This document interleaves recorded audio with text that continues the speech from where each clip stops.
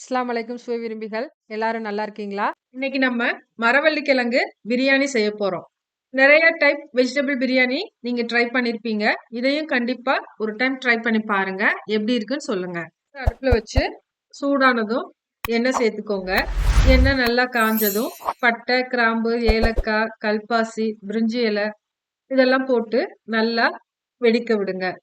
பிறகு நான் நீல வாக்குல நறுக்கி வச்சிருக்கிற வெங்காயம், பச்சை மிளகாய் இதையும் சேர்த்து நல்லா வதக்குறேன்.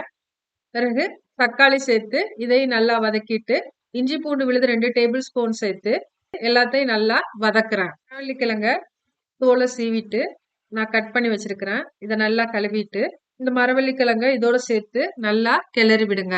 இந்த மரவள்ளிக்கிழங்கு வெங்காயம் தக்காளியோட சேர்ந்து நல்லா வெந்து வரட்டும்.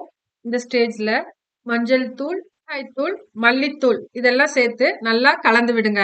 மசாலா கிழங்குல நல்லா மிக்ஸ் ஆகி வந்ததும் நான் 2 டீஸ்பூன் கரம் மசாலா சேர்த்து அதையும் நல்லா கிளறி விடுறேன்.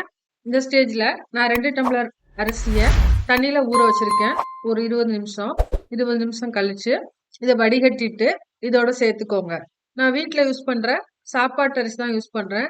கைப்பிடி அளவு கொத்தமல்லி, புதினா இலைகளை சேர்த்துக்கோங்க. நான் ஆரம்பத்துல சேர்க்க மறந்துட்டேன். 2 டம்ளர் அரிசிக்கு 4 டம்ளர் தண்ணி சேர்த்துக்கிறேன். தண்ணி சேர்த்த பிறகு உப்பளவு பார்த்து அட்ஜஸ்ட் பண்ணிக்கோங்க. ஒரு குழிக்கரண்டி அளவு நெய் சேர்த்து அதை நல்லா கலந்து விடுங்க.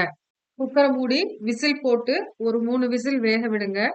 3 விசில் வந்த பிறகு ஸ்டவ் ஆஃப் பண்ணிட்டு ஒரு 10 மினிட்ஸ் கழிச்சு ஓபன் பண்ணுங்க. இப்ப நமக்கு மரவள்ளிக்கிழங்கு பிரியாணி நல்ல டேஸ்டா ரெடி ஆயிருச்சு. கடைசியா கொத்தமல்லி இலைகளை போட்டு இறக்கிட்டு அரை மூடி லெமன் பிழிஞ்சு சேர்த்துக்கோங்க. மரவள்ளிக்கிழங்கு பிரியாணி நல்லா உதிரி உதிரியா வாசமா இருக்குது. இதை நீங்களும் உங்க வீட்ல செஞ்சு பாருங்க. குழந்தைகளுக்கும் கொடுங்க. எப்படி இருக்குன்னு கமெண்ட் செக்ஷன்ல சொல்லுங்க. ஒரு பிளேட்ல மாத்தி தயிர் பச்சடி வச்சு சர்வ் பண்ணுங்க. கண்டிப்பா ஹாப்பியா எல்லாரும் சாப்பிடுவாங்க.